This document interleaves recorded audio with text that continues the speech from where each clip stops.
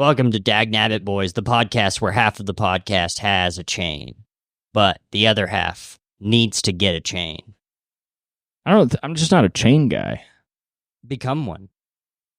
It's just not really in my repertoire. Why not? The only jewelry I would wear is maybe a watch. You're a watch guy, but you're not a chain guy. But I'm really not much of a watch guy. I like watches. I don't really feel comfortable wearing them all the time, though. See, I don't care about watches, but fucking chains, Doug, that's the shit that makes people not want to fuck with you, or they super want to fuck with you because they want to snatch that chain. Listen, I've been thinking a lot about this, and like you see the Grand Ole Opry in Nashville, Tennessee. It's the home of country music. On that, we all agree, right? I would also like to say, Daggnabit Boys podcast, where half of us have been in the backstage of the Grand Ole Opry. Other half needs to. But what I want to say is that, Nashville, is the home of country music. On that, we all agree. But you also know that when you cross that old Red River hoss, that just don't mean a thing. Yes. Because once you're down in Austin, oh, yeah. Bob Wills is still the king. Yeah. And that's what a lot of people, they think, what annoys me is, people are like, oh, the fucking, Joe Rogan is, he's, fucking the godfather of Austin. And it's it don't matter who's in Austin. Even Willie Nelson will tell you Bob Wills is still the king. And I feel like that's complete. If Mark Maron ever asked me who the king was, a lot of people, they would ask you, what's your Mount Rushmore? It's 5 Bob Wills. It's 5 Bob Wills. Not 4. It's 5. Yeah, why would it be, it's weird when you're in conversations. It just seems like it's the most obvious thing in the world, and yet it's lost in the modern day dialogue. I'm sick of this small talk. People want to ask you what the weather's about. I hate small talk. Give me deep conversations. Yeah. Who's still the king? Talk about Western swing. Yes. And who is the king of it. Yeah. And in general, who is the king. And I like to go deep. I want to go deep because we're always talking about who's down in Austin. They got Shane, Joe, Tom Segura. I'm sick of that sort of small talk about who's down in Austin. And I want to get deep and say, who's the king? Who's the king? It's Bob Wills. Yes. I mean, I don't know. It's just bullshit. And then you hear Kill Tony's never had Bob Wills on. He's never been on. Are you serious? He's never been on. Okay, so Kill Tony.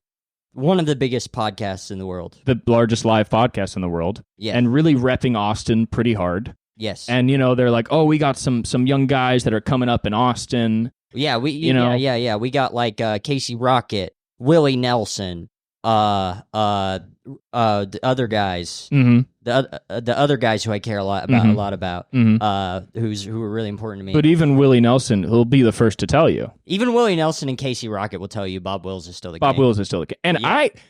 I've met Casey. I've seen him live. I've done his podcast. Great guy. Really nice guy, and I really like how he uses his natural energy on stage very well. His act, although eccentric, is honest, and I really like that. When somebody who's very wacky is, you're like, oh, but that's your truth. You know what I mean? And that comes through. But to me, he's number 2 to Bob Wills. But he still is number 2 to Bob Wills. Yes. And it's weird to tell comics that because they'll say, who is Bob Wills? And you're like, the guy who's still the king. Yeah. Didn't you grow up on music that we call Western swing? Yes. But then they say no. And I'm like, why are you here? Why are you in Austin? Well, it's like you're talking to comics who don't study comedy. Yeah. Or Austin. Yeah, they don't study Austin. They don't study Austin. Hey, you didn't study Austin. I came here, I immediately studied LA. That would be cool if that was our only argument against Austin. Was just that they don't bring up Bob Wills enough. It's like, damn. Y'all queers down there just don't bring up Bob Wills anymore. You forgot. You know what they got in Texas? Steers and queers and Bob Wills, who's the king. And Bob Wills, who is the king. And Bob Wills, who is the king. And that's the thing is I don't like Greg Abbott, their governor. I don't really like some of the policies he implements. But at the end of the day, it's I still wish the best for Texas because it is where Bob Wills is from and where he resides in perpetuity as the king. Yeah. And it's crazy that people would call Elvis the king. What is that about? That doesn't make any... When people say that... Bob Wills give him that title? Did he receive that title from Bob Wills? Is Elvis Bob Wills' son? Because that's the only way... And Bob Wills died? That would make him the prince. It would make him the prince until Bob Wills died, and then he would get the throne. I'm pretty sure Prince is, though, Bob Wills' son. Prince is Bob Wills' son. Yeah. And he was the king for a little after Bob Wills died. Yes. But then Prince died. Yeah. And now I don't know is it Zendaya? Is that who's the king? I don't know who the king is. You can see the Grand Ole Opry in Nashville, Tennessee. Are we the king? We might be the king. I might be related to Bob Wills. Can I be honest? We are 100%. I want to say this. I think this is something we can, not in a cocky way. Yeah. I think we're the only comedy podcast in 2024 still banging on our chest that Bob Wills is still the king. We should make a gang for it in LA. We should be like the BWC, the Bob Wills crew, the big white collar crew. The fucking...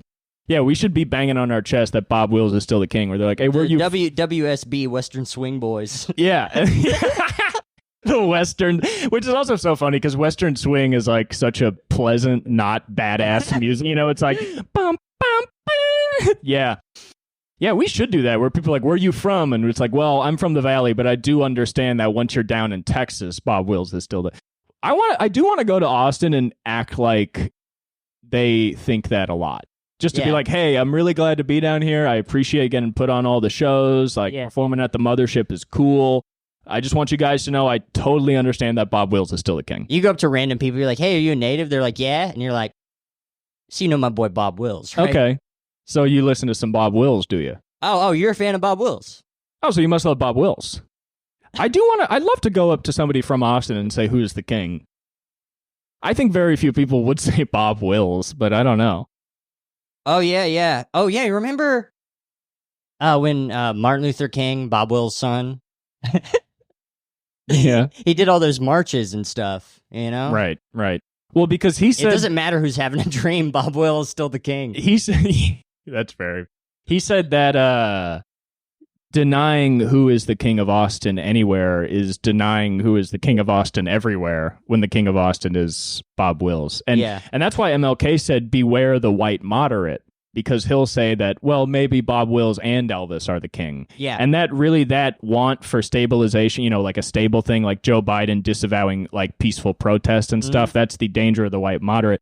And a lot of people were really mad at Joe Biden for, being very ardently pro-Zionist, and I can understand that in some ways, especially with the context of how this quote war is going on. But I was really upset that at no point in his discussion about Gaza did he talk about Bob Wills, who is still the king. Yeah, it's not mentioned. Because a realization I just had is about Jesus, the King of the Jews. Right. The King of the Jews is though now. If you go down to Texas, Bob Wilstein. It's Bob Wills. Yeah, it's Bob Wilstein. Yeah. Well, that's the thing is his Jewish alter ego. Yeah, is when like Theodore Herzl and some of the leaders of the sort of earlier Zionist movement were looking for a place for the Jews to go. They wanted down in Texas. Obviously, Palestine was talked about. Sudan was talked about. But where most of the Jews in Eastern Europe wanted to go at that time was Austin, because that's when Bob Wills was kind of in full swing around 1950. Yeah. And so it was like pretty exciting because they were like, listen, obviously we want to escape the anti-Semitism that has plagued us in Eastern Europe for hundreds of years. But also where we're going, we kind of care more about this whole Bob Wills thing. Well, I don't know if you know, I mean, the Israel national anthem, it's in Western swing. It's a Western swing song. It's just a Bob Wills song. Yes. Not a lot of people know that. Yeah, it's actually their national anthem. I'm pro-Israel if I found out Hamas thought Willie Nelson was the king. Because even Willie Nelson, he would tell you himself that Bob Wills is still the king. Willie Nelson has come out against Hamas for saying he's the king when it's Bob Wills. Hamas has been given a lot of flack because in their charter, it does say that they do want to establish from the river to the sea Palestine. They also say that in such a state, Bob Wills would not be considered the king. Are you kidding me? And interestingly, and this really leads to a lot of controversy, is they consider Whalen the king. Oh. And that's just an issue because Whalen himself would say he's only proud to be from Texas because that's where Bob Wills is still the king. Yes. And, the estate of Waylon Jennings has had a lot of issues with that. Yeah. I've been listening to, just the last couple of days, Waylon more. His albums are interesting. He always has just one or two hits at the very top. Maybe two at the most on every album. And then there's just like 9 other songs that are not bad, but they're just, They're no Bob Wills. Well, it's kind of cool because when you realize, like, I mean, obviously he himself famously calls the outlaw bit a bit. Yeah. But still, if you're talking about like country artists that like do whatever the fuck they want, it is nice because he doesn't necessarily stick with his brand. You know what I mean? Like if you do listen to a lot of Waylon Jennings, you realize like his music is not like I'm a fucking badass. You know what I mean? Like he kind of will play it up. I think that's what's so honest about Waylon is like we've talked about this before, but like he'll kind of play up the like outlaw, like I'm a rambling bad guy thing. Yeah. But he also just has songs where it's just like Amanda. He's just talking about like you're a good person. You know, he's like it's very sweet. I feel like that's what makes our podcast the most outlaw podcast out here. Because we have other podcasts that claim to be outlaws, but they never get vulnerable like we do. Yeah. Remember a couple episodes back where we're talking about how much we like love every single one of our listeners and that we appreciate them for allowing us to be the outlaws we are in our heart. Mm-hmm. Not a lot of people can do that. Yes. Well, no one can be that vulnerable. And we'll be the first to admit that we've been in a lot of bar fights. We haven't won all of them. No. At least half of them we lost. At least half of them. And when we lost them... Probably more or less. And when we lose those fights, we stand up and we go to the guy that just beat our fucking ass and we say, I'd just like to shake your hand. I'm going to leave this bar, but I'd like to shake your hand. I understand a lot about you as a man now. Because you kicked my ass. And I'm going to leave this Foo-Foo Figley's children's playground. Isn't it funny, though, when you get in a verbal argument with somebody, always at the end of it, you're like, I feel like I know a lot more about this person. In a way that makes you more empathetic or sympathetic to whatever you were arguing about. Yeah, I'm pretty comfortable, like, after there's been some sort of altercation to just be okay with that person. And I think some people have issues where they're like, I want to hold on to this and hate him forever. And it's kind of like, well, but we both did what we wanted to do. Yeah. So if we're able to be around each other, we might as well just go back to normal. And then you start dating them. Well, sometimes. I don't know if you should do you do that? Sometimes. Have you gone from verbal altercation to dating? I don't want to because I'm like a straight guy, but sometimes I do involved in a gay relationship on account of that they were so good at arguing with me. Oh, so you're talking about dudes. Like you'll get in a verbal altercation with the dude and then you'll be like, wow, I really respect your prowess so much. Yes. That then you're attracted to them romantically? Yeah, but like I'm not gay. I'm not even bisexual. But it's not like a platonic, like, oh, we used to hate each other. No, it's not platonic at all. So you're like thinking about having sex with these guys that you're getting in fights, but you're not gay. But that is gay, though. If you're thinking about having sex with men. Well, just because you're bisexual doesn't make you the expert on sexuality. I didn't say that at all. That's kind of what you implied. What you said is, I will get in fights with guys and then think about having sex with them, and I want to have sex with them, but I'm not. That is exactly what I said. Yeah. That's totally 100% what I said. So that is like homosexuality. Wanting to have sex with a man is Let me look this up. I'm gonna Google it. What are you gonna look up? I'm gonna look up the definition of homosexuality. Are you gonna look up is thinking about men gay? Because if you're thinking about having sex with them, then it is a gay thought. It doesn't necessarily mean you are gay. I think it means orientation that describes a person's attracted to people of the same sex. Well, that means I'm not gay because I'm not attracted to them because they're dudes. I'm attracted to them because of their sheer power. No, it doesn't say any because. It just says attracted to people of the same sex. It's not attracted to people because they're the same sex. It's attracted to people. Well, that's the implication. Are you still attracted to women? Yeah. Okay, well, I think you're bi-curious. What's that? It's when you have only physically like had sex with women, but you do have thoughts about having sex with men, and you let me explain why that's not entertain true. those thoughts and get pleasure from those thoughts. Well, no, I'm not bi-curious because I have had sex with men. You have? Only ones that have taken me in a fight. So you're bisexual? No. Well, functionally, yes. No. You've had sex with both men and women? No. Did you find pleasure in having sex with those men? 100%. Yeah. Way better pleasure than I ever experienced with a lady. Oh. Okay, well then you might just be gay, actually. If you're saying... What makes you say that? Well, you're saying when you have sex with men, which you have admitted to, which really the conversation... Yeah, constantly. The conversation could just end there. I get in fights a lot. And then you fuck all these guys? Where are you getting in these fights at? Like gay bars? Saloons. What saloons? The Dusty Man Saloon. Yeah, that sounds like a gay bar you're going to. Everybody's dressed like a Are cowboy. you just going to? Yeah. Are you just going to? Everybody's dressed like a cowboy. It can't be a gay bar. Are you just going to that bar, the Eagle, just the gay leather bar, and thinking those guys are outlaws? Because they're all just leather gays. They're just older leather. I don't know gays. what that is. It's like a gay dude that when he goes out will maybe wear like a leather You mean like a cowboy or outlaw? Well, I mean, it is a man doing what he wants to do and living his truth, which is very outlaw. They don't call themselves outlaws necessarily, but they'll wear like a leather vest and then like a sort of a general's cap, but like leather. You know those bikers that, you know, they wear like the short, the thongs that go up the crack of their ass? Are you talking about them? Yeah. Those are leather. I get in fights with them. Those aren't like bikers though. Those are just leather gays. They're called. No. The people that wear that stuff they're bikers. No, Maybe they're not bikers. They might just be tough guys. Well, they're just gay guys who wear leather. It's like a type of gay you can be. It's what that is. And I don't really know if you're even getting in fights with these guys. They might just be sort of aggressively flirting with you.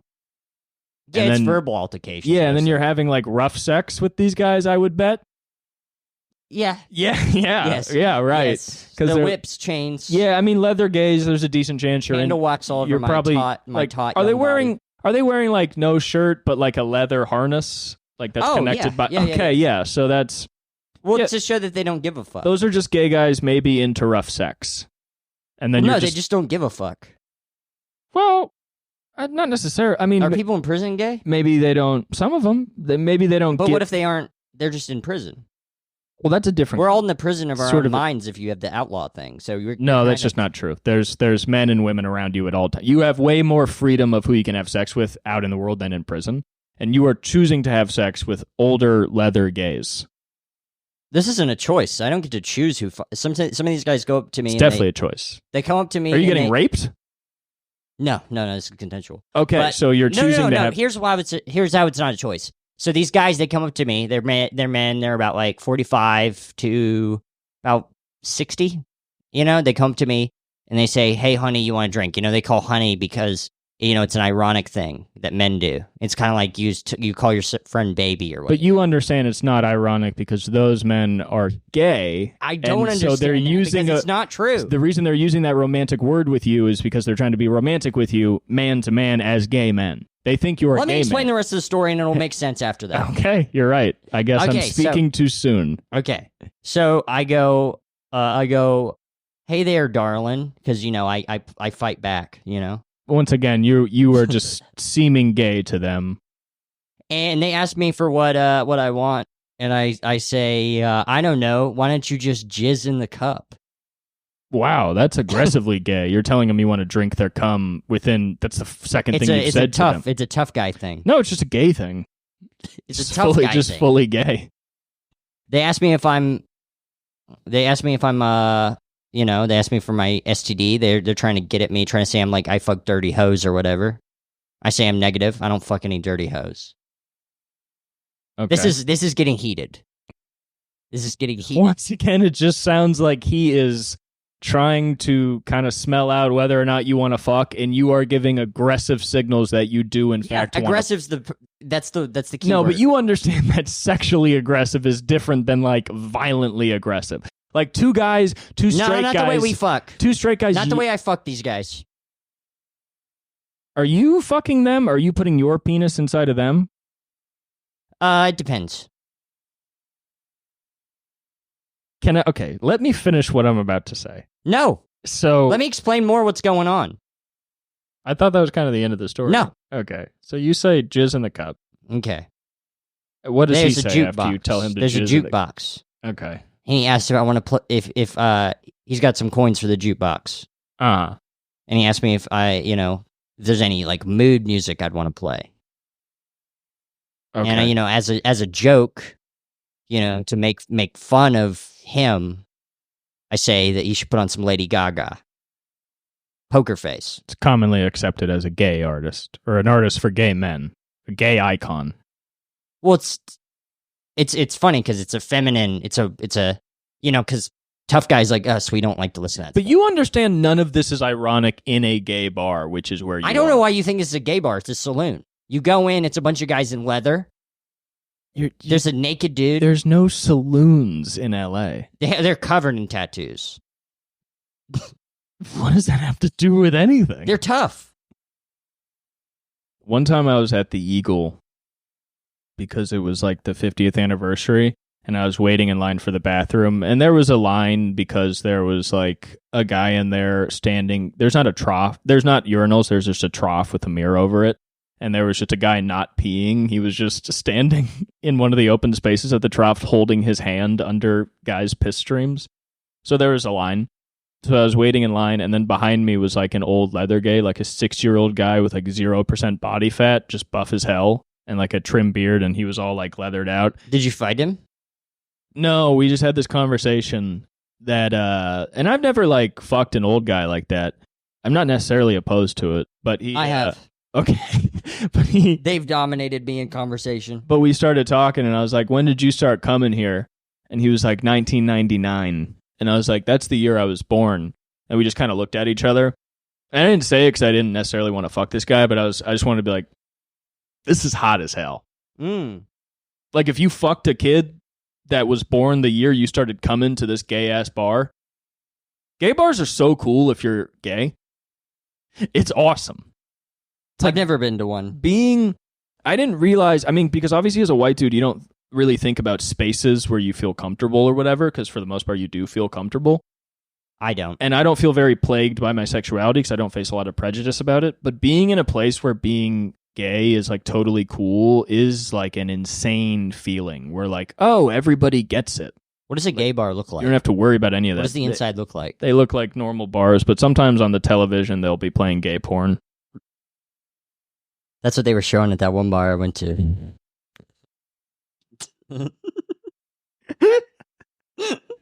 Yeah, man, you're going to gay bars and just having sex. It sounds like you're just living a very active life as a young gay man, which is great. I'm getting into fights. Which is great if you're gay. Into verbal altercations Buddy, everywhere I you know. are not. You are flirting. We go to the bathroom afterwards and we have sex. You're not even leaving the bar? No. Are you? Why would I do that? Are you being safe about this? Like, are you on PrEP? Or are you using condoms? Some guy gave me something like that, I think. Well, no, you need to get PrEP from like a doctor. It's like a prescription. This guy seemed pretty legit. You have to take it every day. You don't just take one pill of PrEP and not get AIDS or HIV. He filled out a pretty good big script. You might have just taken like Molly and fucked a guy. It did make me feel pretty good. Yeah, Shane, I think you're just like a young gay man who's active in like the BDSM scene. Because you understand that. Explain why I listen to Bob Wills then. Well, I've had sex with men. I'm attracted to men as well as women. But okay, we can unpack that in a sec. But I am attracted to men in a gay way. But I still like listening to Waylon Jennings and I guess guys that are usually liked by straight people.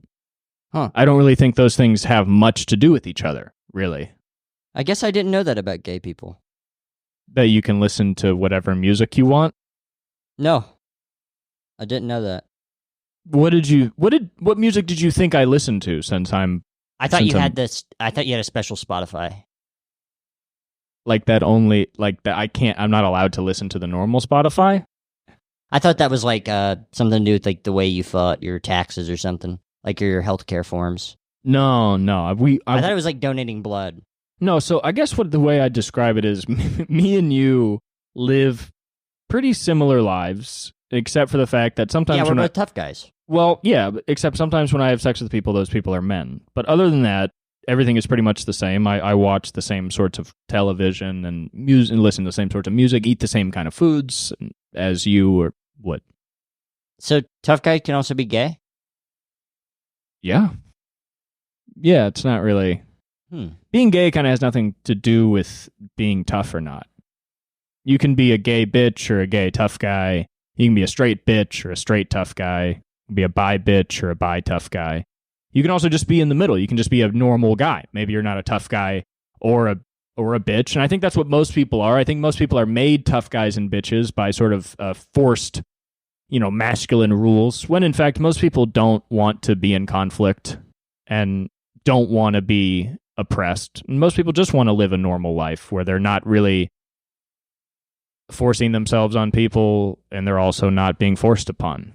Most people just want to be not touched by other things and people and just live their life. I lost about half the fights. Only when I lose do I have sex with the men. What happens the other times? I leave. And once again, these are verbal altercations, so nothing physical? They get physical. If I lose. If you lose. Okay, so... They start getting very physical. Describe losing. What does losing mean? Because it's verbal when you lose. It's before the physical. You kind of have to... Like, what is eye contact is big. Is losing when he says, do you want to go to the bathroom, and you say yes? As opposed to no? That is the final, that is the end, yes. Yeah, okay, end. So your eye contact's very important. If they have these baby blue eyes that pierce into your skull, then, I mean, that's very hard to break from. So you like guys with blue eyes, and you will have sex with guys with blue eyes. Let me think. 100% of the times I've lost has been guys with baby blue eyes. What about this is losing? Because it just sounds like you go out, and please let me finish this. You go out, you meet different men. Yeah. Half of them you end up having sex with, and the other half you don't have sex with because I guess you guys just don't connect the way people sometimes don't connect. I win. So what does winning look like? Is he says... They come up to me, they kind of have like a weird thing about them. Like what? And I say, excuse me, could you please leave? Could you please leave me alone? And then they go away. Yes. Okay, so the times when you lose are the times that you see a guy with baby blue eyes. And okay, so the difference between winning and losing is whether or not you are attracted to the man and want to have sex with him. No. Yes. It's his power. The way you've described it has to do with his power. Yeah, but the power you're talking about is having baby blue eyes that you're attracted to. That's not always it. If he has a chiseled physique. You understand that if you just accepted that you're attracted to men, you could go out and you could meet men and just be accepting of that you're attracted to men and have sex with them and just enjoy that. And who would win and who would lose? Nobody's winning or losing. It's just you're choosing to have sex with some guys and you're choosing not to have sex with other guys. It's just either having sex or not having sex. So when you win, what happens? I do not subscribe to your same thought system about gay sex. I either have sex with a man... I wouldn't even call it gay sex. It is gay sex. It's power anal. Anal is sex. But it's not gay. When a man fucks you in the ass, do you feel like you've lost? Yes. Okay, and when you fuck a man in the ass, do you feel like you've lost? Yes. And then when you walk home and don't fuck a guy, you feel like you won. Exactly. But I go home. The only reason you make a notch of winnings versus losing. Okay, so the loss is when you are overcome by your desire to fuck a man and you resist this. I have no desire. Well, it sounds like you have internalized homophobia that makes you resist gay thoughts you have. And I do very much resist gay thoughts. And you consider that resistance of your natural gay proclivities to be winning. The same way a closeted gay man or a deeply Christian man who's ashamed of his homosexuality would consider not acting upon it as a good decision. Or you could just think of that as tough guys who want to win, and sometimes they lose, and you have to accept that. Like, you think gay sex is inherently a bad thing, although you yourself are gay and want to have it, and so you have I'm not gay. You have a personal struggle because you are gay. You go to gay bars and you wait till a man approaches you. You let them buy you a drink, and then if they have baby blue eyes, you let them take you to the bathroom. Physique, and it's and a little button nose. Yeah, I mean, you're very specific about the men you like. Is it older men, I guess, too? Because you're talking about leather gays? Usually very much older men. I mean, the age brings wisdom, which brings power. It'd be so crazy for you to have sex with a guy. It's so interesting. Just because you're straight. It's so interesting how sexuality works that, like I'll do it, and I'll be like, that was cool. But if somebody else did it, they'd be like, that was the most disgusting thing. They'd be like, I lost. Yeah, they'd be like, that was the worst thing ever. But I always wonder, it's all just, like Kyle Kinane has that joke where he's like, it's all just different. Like, I wonder if you went out and had sex with a hot-ass guy, if you would feel like different about who you are. I don't know. I just like am not. It's not really. No, of course, you're just not gay. There's no reason for you to go do that. Yeah. But it's so interesting. Like, I wonder, just like, even as a straight guy, like, if you put down all, like, the societal... I do want to make it known that was a 20-minute bit. Yeah, it was great. Yeah, it was a 20-minute bit, and now we're talking about something different. We're off the It's bit. just, like... I don't know, the times I've had gay sex is so interesting of, like... Yeah, it's so interesting that, like, this would be horrifically disgusting. Yeah. Because if you close your eyes, it's pretty similar. Well, even when you're having straight sex, sometimes a girl will ask you to do something, and you'll do it, but then you're like, if she did that to me, I'd be so upset. Like, I wonder if you as a straight guy could even get your dick hard to put your dick in, like if we got you, like, a really hot, juicy butt guy. Like Arnold Schwarzenegger? Sure, if that's if your Arnold thing. Schwarzenegger was here. Whatever your guy would be, if we got you that. Like, to what extent? It's always just interesting. I remember I watched this, like, gay porn from the 70s. It was, like... It's called like Bouge. Okay, so yeah, that's a good question. How do you feel watching that? It's kind of weird because it's like there's a lot of things that are like artistically very compelling about it, but it still like bored me. Yeah, because there's nothing in there you're attracted to. Yeah. So yeah, it's more, and because you're also not like a toxically masculine guy who's afraid of being gay. Yeah. So you don't have like a, ugh. Yeah, I wasn't like You just have more of like a, well, this is a type of sex that I feel nothing for. Yes. I always think that's interesting too when queers are like, everybody's gay, and you're like, no. Yeah, truly everybody's not gay. I watched gay porn because I was watching a bunch of straight porn, and I was just like, I wonder like what's good, the good versions of gay porn. So I put on one that people always talk about and talk about porn, and it was just like, it's whatever. Yeah, I mean, that's the thing is like, that's something that like, pretty much everybody in the queer community feels, and I think most don't talk about it a lot because it comes off very pretentious. But the act of having gay sex immediately changes your entire life, even outside of sexuality, where you go like, okay, first off, it's weird that people have any prejudice against this. Second off, this is actually not that exciting. You know what I mean? Like this thing that people feel so much about is like kind of whatever, and you kind of just feel like you break out of this whole.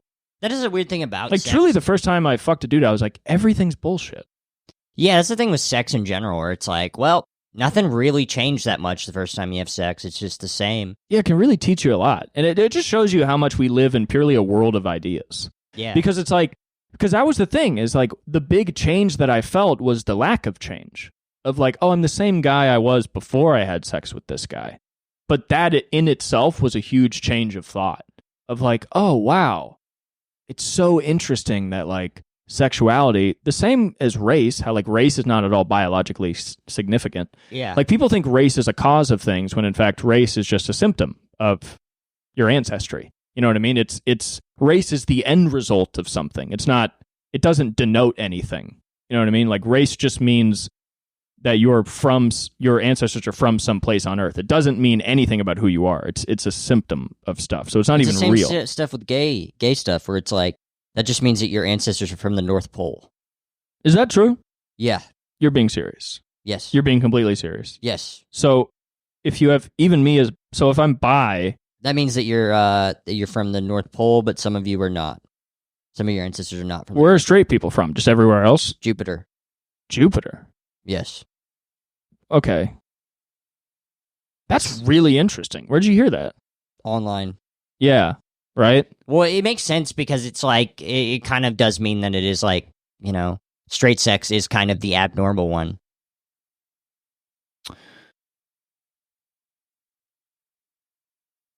Comparing having sex with women to having sex with men it's like really interesting. Yeah. Having sex with men is almost like spicy food, where you're like, sometimes it's the best food you've ever had. and you're like, damn, this food's crazy. Yeah, this Indian is delicious. Yeah, but it's like boobs are like burgers. It's pretty easy to like. I'm Yeah. almost surprised some people are only gay with how like easy it can be to be attracted to a woman, because boobs are so soft and nice and pussies are so wet and warm that it's like, well, this is just obviously you want to have sex with the lady. There's a lot of great things about having sex with the lady. Seems interesting when you only pick men. But then equally, I don't know. I mean, I don't want to be one of those bi people that's like, why doesn't everybody fuck everybody? I don't know.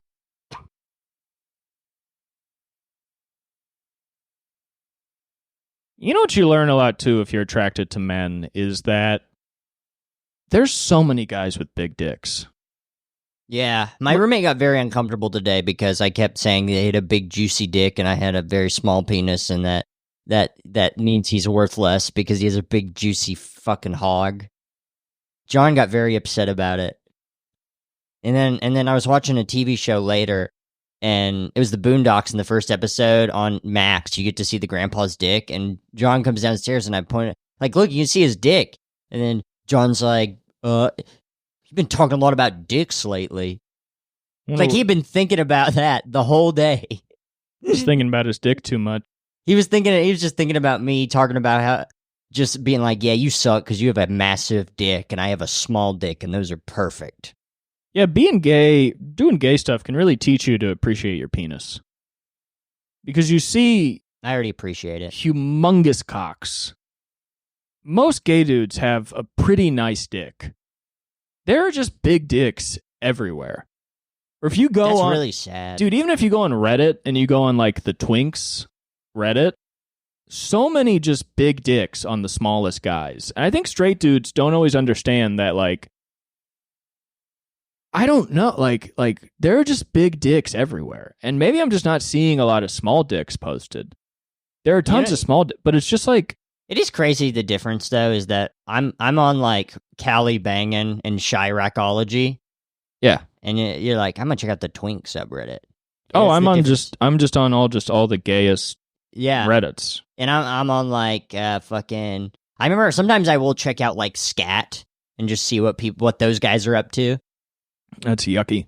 Yeah, you get on Scat and you're like, oh yeah, those guys are weird. Jacking off on Reddit is cool because you can just put in like any location and there's people in there. Really? I like seeing people in saunas. Oh. A lot of people posting pictures, men and women. There's stuff for you on there too, for sure. But yeah, if you're like any niche thing, you can be like sauna, locker room, beat. There's a lot of like written erotica online. Sure. Some of that shit goes wild. Yeah, I mean, have you ever read? I think it's called. Is it Bloatfly Lady? Bloatfly Lady. It's really foul. What is that? It's about a woman who finds a hunk of meat and it's covered in maggots, and she inserts it, and then she wakes up at the hospital, and it's supposed to be very arousing. That's like a famous erotica? Yeah, that's like an online thing. That's pretty interesting.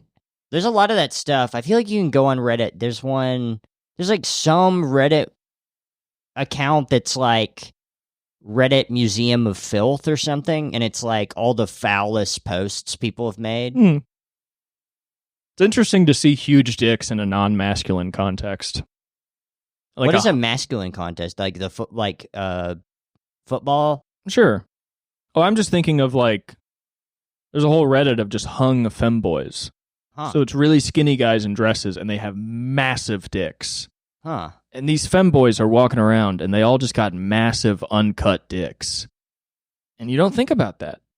A lot of these guys, they think they're big and tough, and that little guy dressed like a Japanese girl has like a 9-inch cock.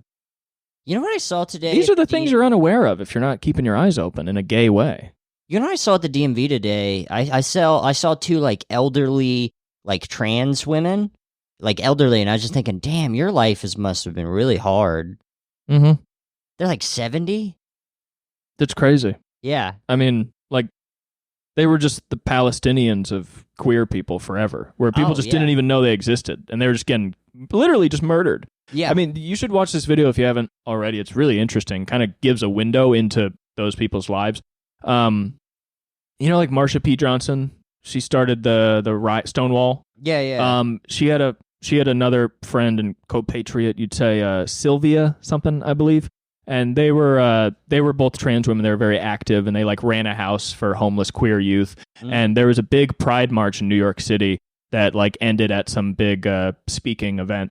And that lady Sylvia, I think it's Sylvia. I hope I'm not saying her name wrong. But she got on, and this was in like the 80s or the 70s, and it was all these like white gay dudes because they were just the face of the pride movement. And she started talking. She was like, fuck you, motherfuckers. You guys don't give a fuck about us. You don't let us into your community, because they were still transphobic back then. Like a lot of gay dudes were like, you're a fucking man in a dress, and they did not believe trans people, and they did not want them in their movement. There's a lot of internal resistance to new letters, which people don't really realize. It's been a long road to having this like large acronym. So she was on stage, and she's like, you motherfuckers say that you're about freedom and pride and yet you disavow us. And she's like, and you don't even fucking help your own kind. Do you know how many fucking gay men that we house in our fucking house that have been kicked out of their homes? That's most of the people we house is fucking gay dudes, and you don't let us in. And so it's like, yeah, it's just been this thing where like, I mean, the amount of like just, it's insanely like brave to have been a trans woman in the fucking 70s. Yeah. Where it's like, I mean, they get treated like shit now. Yeah. But like back then, like you could just get punched in the face in front of a fucking cop. Yeah. And they would just write you off as like, well, that's a crazy cuckoo person. We can treat him however we want. You know? Like it's really fucking bananas. Have you read Last Exit to Brooklyn? No. I've heard about it, but that's a great collection. Well, it's a bunch of short stories, but it's kind of like there's a thematic like thorough line. The first story is about this like trans prostitute in the 60s, and it's like incredibly sad.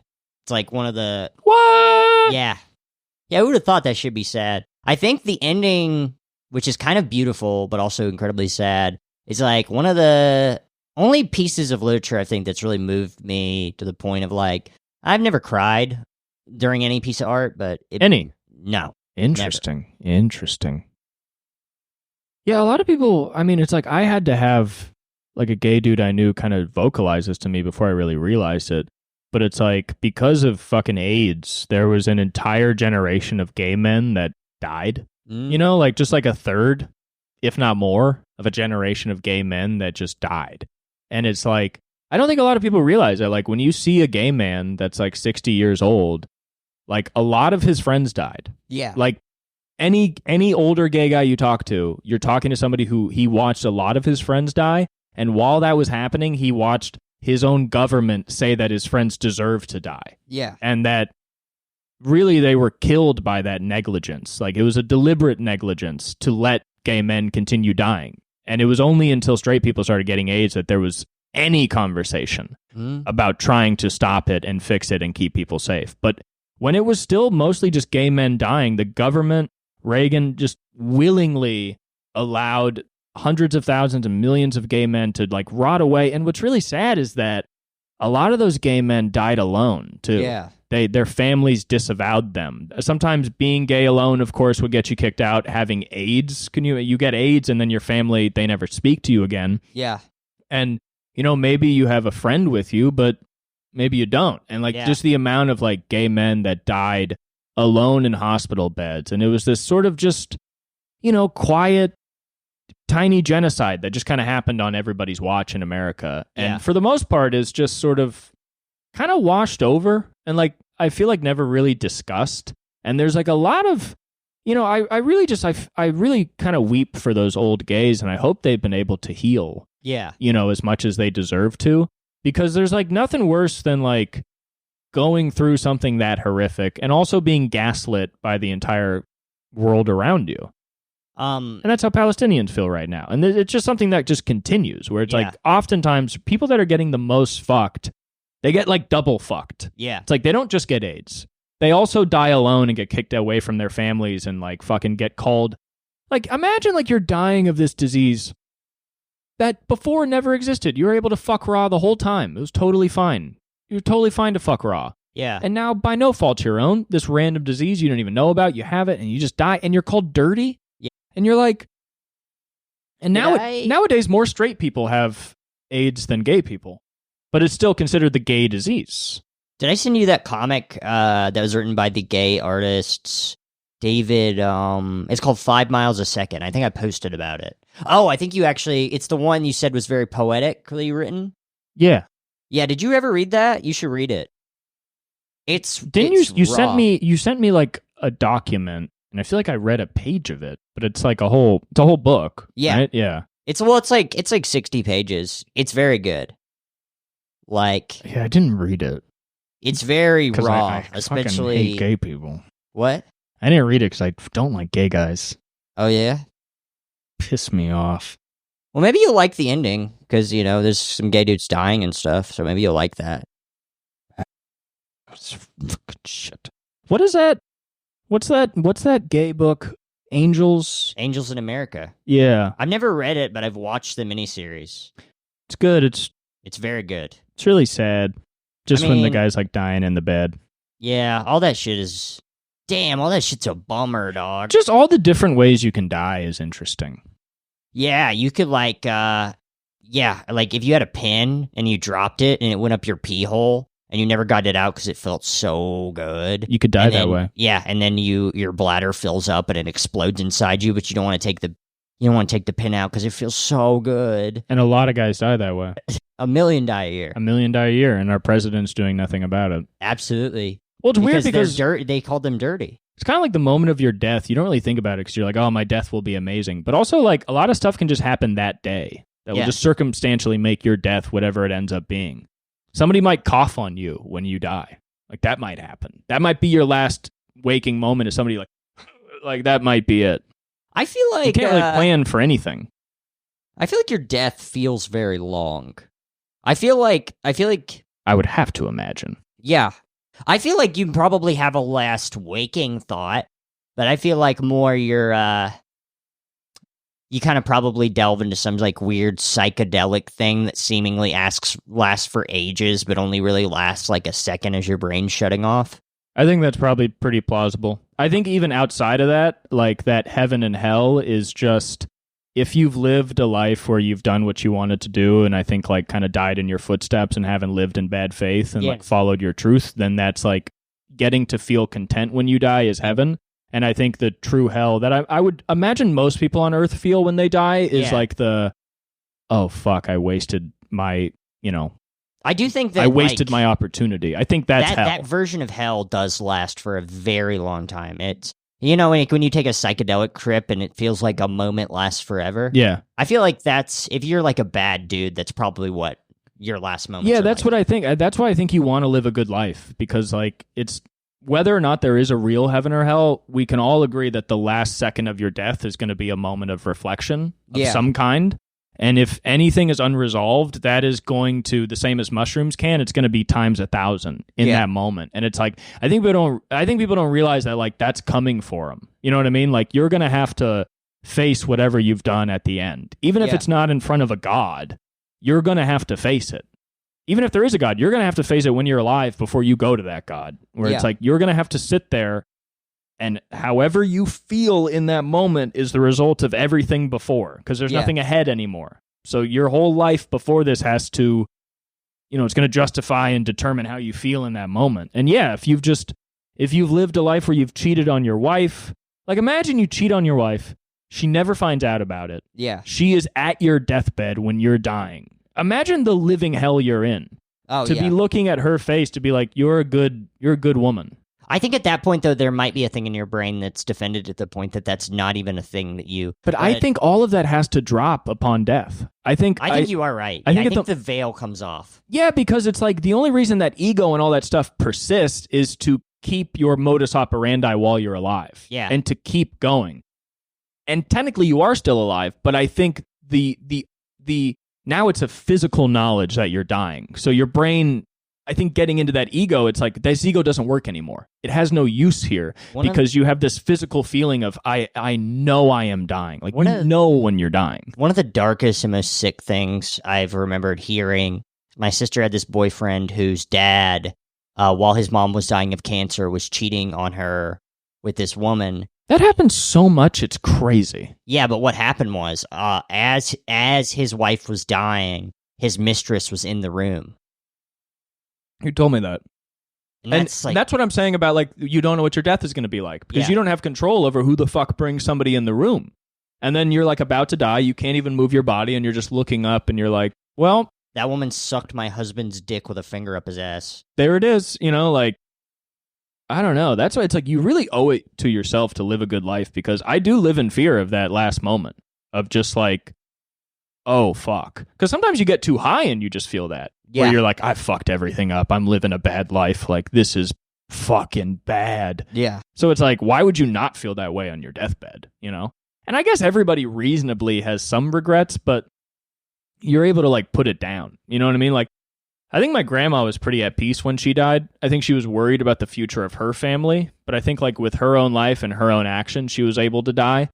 And I remember like I would visit her every week, but the last couple of years I got a little busy and I'd go over like every kind of 2 weeks, you know, a little less, when I felt really terrible about that. And it's like the couple days before she died, I was like, I'm really sorry I stopped coming. And she was like, I would say it was clear that she was at peace because she was like, that's not even a question. Or she was like, you know, me and you are locked in. Yeah. And like, you don't even have to begin to apologize for that. She knows you're on the route you need to be going. She also... That's why you're not there. It's a really interesting moment. I mean, and I was, of course, there in her last days. Yeah. It's just... And I would still be there more than most people see their fucking grandparents if I'm going to defend myself at all. Still there. And why did you fart all the time when you were in the room? Well, because it is what it is. There's also a good moment where my mom came to see her in her final days, and my mom hadn't seen her in a while because it's my mom's dad. Mm-hmm. And after the divorce, she wasn't coming to family parties, obviously. But it was really interesting because my mom was crying, and she was like, I'm sorry we haven't been able to connect like that much after the divorce. My grandma couldn't really talk. It was kind of cool because she just looked at my mom, and then she took her fingers like this, and she was like, you and me, and just went like that. And it's like, I think if you're dying at peace, you're able to do shit like that. You know what I mean? Where you're like, you're able to be like, her work was tight. Her work was done. You know what I mean? She's like, we don't even need to have a conversation because like you birthed my grandchildren. I've always held it down for you. You know what I mean? Like, we don't even need to talk about this. But yeah, it's just like dying with unfinished business seems like that has to be hell. Yeah. How's that not hell? Yeah, I mean, if we died right now, it would be really bad. It would be so bad. Yeah. It'd be so... we've done nothing. It's kind of what stops me from killing myself, is just knowing that the last moment of killing myself would just be a living hell. Yeah. Because I'd first off be like, I shouldn't have done this. And be like, and now it's all over. I ruined it. Yeah. This is like the biggest mistake I've ever made. The last thing I'm doing on earth is just a big mistake. Yeah, you do think about the people that have to find you, too. Yeah. I don't know who would find me. Yeah, no. Your body would probably get eaten by rats, but like... Right? Yeah, your body's... Because probably if I was gone for like 6 months, nobody would notice. I'd probably check up on you every week and be like, hey, can we do the podcast? You'd be like, whatever, I guess he just... Guess he just doesn't care anymore. Guess the podcast is over. You immediately assume I just don't care anymore? Yeah. And I'm literally just... I've been hanging... There's a bunch of rats inside of you, like Ratatouille. They're trying to make dishes and shit. Yeah, you come in and body. My body's just vibrating and lumpy from how many rats it has. Like, my body's been hanging from a belt off this door for so long that my head just came off. Like, the belt just cut through my neck. And, you know, when you asphyxiate, you get hard. So. You come in and my head is moving upright on the floor because it's just full of rats. And you think I have eyes, but they're 2 rat heads. Okay. Is what they are, because they've, of course, eaten the eyes. They start with the eyes. Well, I bump into you at the New Beverly Theater, and you're trying to get a ticket, and you're in a big trench coat. And I'm like, hey, Cooper. And then you don't say anything to me, and I guess me and Cooper aren't boards anymore, but it's actually your body's full of rats, and they want to go see the sequel to Ratatouille. Yeah, and then they're all mad. They're all mad they can't see, so they chew little holes throughout my body. Yeah. So my whole body it's practically not even there. I mean, they've yeah. But people in LA are so fake that they don't even notice because they're so fake. I would they're always looking past you at the party for somebody whose body is infested with rats who's more important to talk to. Maybe that should be my funeral, is like they lower me into the coffin, or they lower me into the ground in the coffin, but then they lift up the coffin, and everybody's like, what's going on? And then they throw like 3,000 rats on top of my body, and then they immediately just start devouring me, and I'd like everybody to watch that. Or I just have everybody watch a snake eat me. Oh. And that takes a while. Because it's like, it's like doing a lot of stuff. Or maybe, okay, so what I want to do is I want to have my... Or I have a leather gay come piss on my body in front of my family. Like, they lower me in to the ground, and then they open up the casket, and some guy just, like, takes out a beautiful cock and just pisses all over my face. And it's all yellow because the guy hasn't drinking water in days. On purpose. Yeah. Yeah. He's been drinking Diet Mountain Dew for days. The piss is so gross, you can smell it outside Yeah. at the cemetery. But I cut you off, I'm sorry. I was just going to suggest that they tie me to a tree and then slowly chainsaw each piece of my body off and then throw it into different relatives. It's like, you get to have the leg, and then give people a wishbone. Well, yeah, they chain you to a tree, and then they cut up... They cut off my dick and then throw it to my like grandmother, and they're like, this is the wishbone. Well, they cut up the pieces of the tree that pieces of your body are attached to, and then they throw it into a wood chipper that your family is forced to stand in front of. And so it's like... And they get like hit with like some bone and stuff. Yeah. Or what I could do is I could have a funeral, but then I pay a mass shooter to come and shoot up my funeral. My will all goes towards Tim. Yeah. But then it actually doesn't go towards him because most mass shooters just shoot themselves in the head because they're CIA plants. Right. Yeah, so... Yeah, when I'm director of the CIA, that's what I'm going to do. So you want everybody at your funeral to be killed in a mass shooting directly after the funeral? Yes, I can't handle it. I can't handle them living on. Be interesting just to do something weird where like they lower the coffin into the ground and then some guys come and just fill it all the way up with water. Like just up to the very brim, so it's just like a weird, and people are like, what is that about? It's not even that dark. It's just sort of odd that you've done that. What if I made a funeral? What if I took a shit that was really big and I really loved the shit, but then I realized it was dead, so I had it buried? That would be fine. You could do that.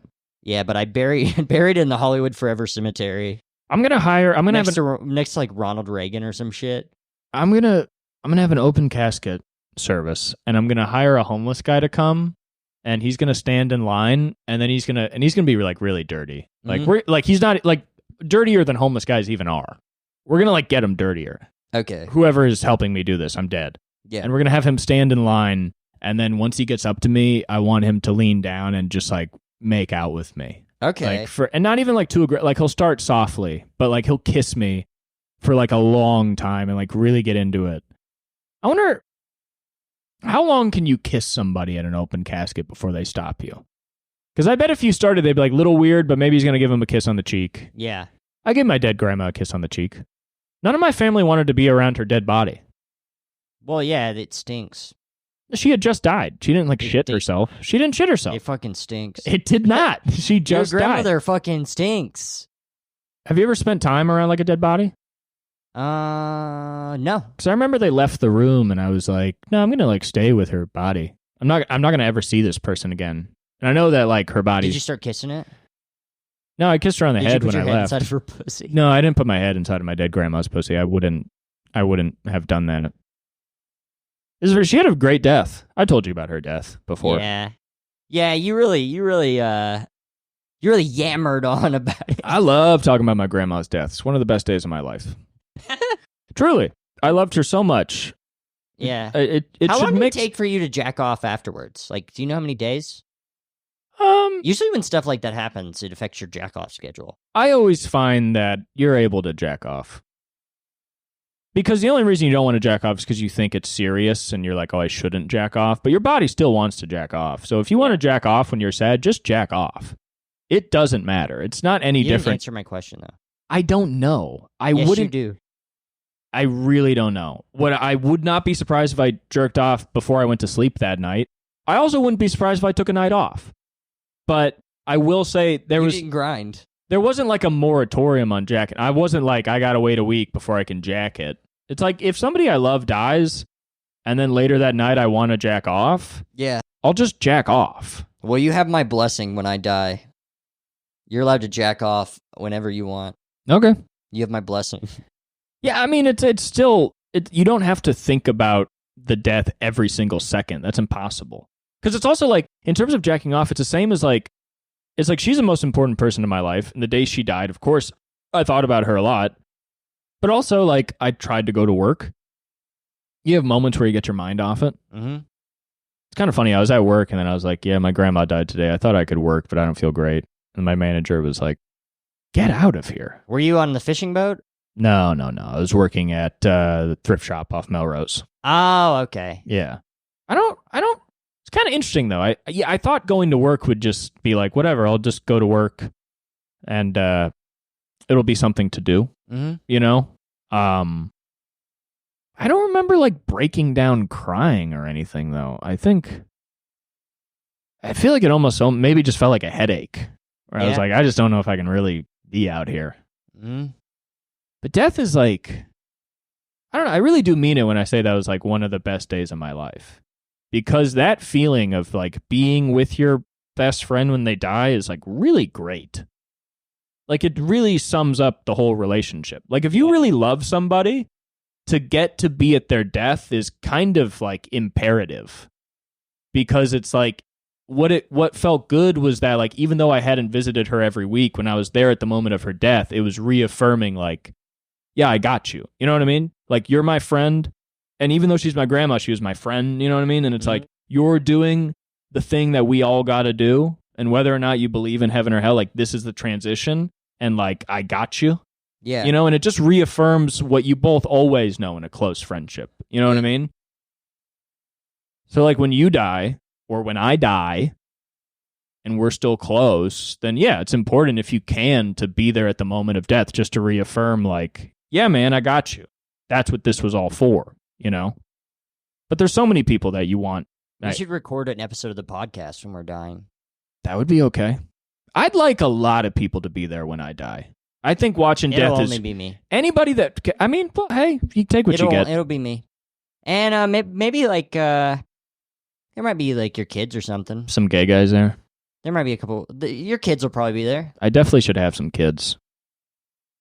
Yeah, you should definitely have some kids for sure. Because otherwise, you know, my grandma and my grandpa were both, well-liked people, but they were also very old. And yeah, small funerals. But it doesn't, what I realized is like, oh, like being a good person, living a good life, being liked doesn't mean you have a large funeral, especially if you're very old. Damn. Our funeral's just going to be all of our podcast fans. I don't think I will have many people at my funeral. If I don't have a family, I don't know who's going to be there. Hannah will be there. She listens. Erin will be there. She's also a listener. I don't think Hannah and Erin are coming, and I don't hold that against them. I don't even think they would hear about it. Hannah and Erin, sound off in the comments whether or not you're coming to Cooper's funeral. I think that's a lot of pressure to put on. That's a lot of pressure to put on somebody, and hopefully it won't be soon.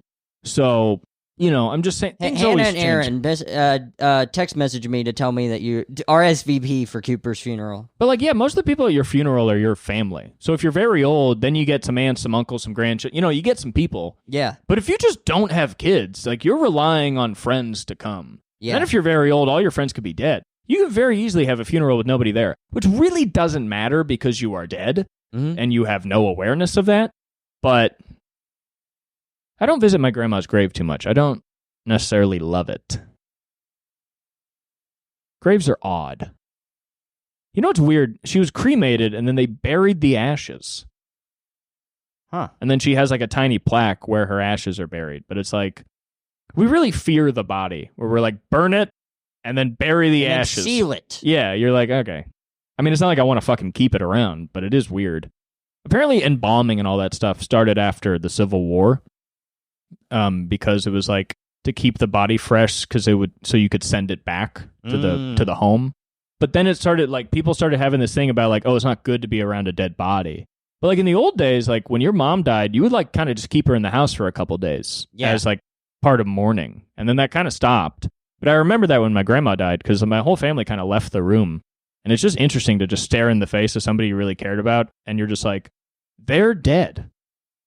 They are. I think it's an essential part of grieving. You have to look at the dead face of somebody you cared about and be like, they're dead. There's nothing there, really. They're not talking back to me.